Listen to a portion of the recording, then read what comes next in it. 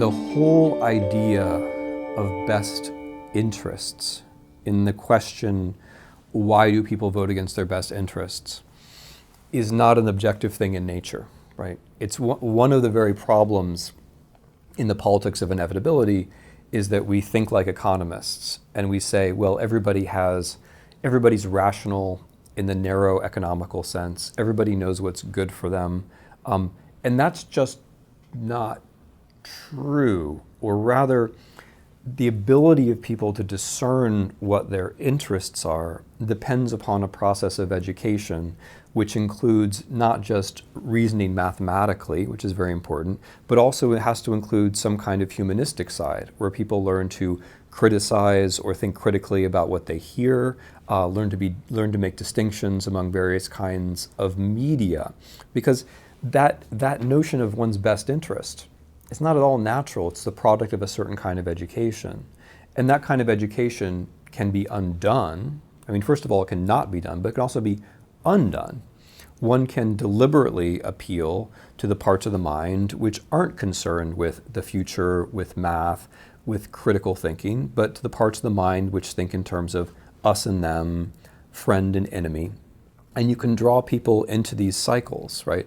And the less that, and this is how it fits together with inequality, the less people see a good future for themselves if they think in terms of interests, the more they're drawn into a different way of thinking, where it's not about their individual interests, but it's more about feeling like they're on the right team, they're on the right side, right?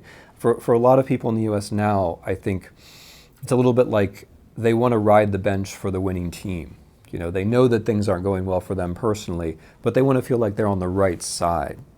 And that helps to explain the appeal of someone like Donald Trump, who, of course, himself is a failure, but has the skills to present himself as a success and can get people thinking, yeah, I want to be on that team. I'm not going to do any better economically, but I'm going to feel better about myself because I'm on the winning team. I'm on what feels like the winning team. So the whole thing about best interests has to be seen as a project.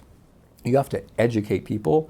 You have to take anxiety away by providing certain basic things like schooling and pensions and vacations so people can pause and think a little bit about themselves and their future. If you don't provide those basic elements of, I would say, political civilization, then people are too anxious. It's hard for them to get their minds around what their interests actually are. And beyond that, if you don't educate them positively towards thinking with both math and with the humanities, they're not going to get there anyway. So it's a project. I mean, a basic thing that we Americans forget, and a basic thing that politics of inevitability shrouds, is that creating the individual is a project. It takes a lot of work to create an individual. I mean, we want to have thinking individuals. We want to have people who know what their best interests are. We want to have people who go thoughtfully into that ballot box, right? But that's a project. We're not born that way, right? I mean, as a father, I can assure you that we are not born that way.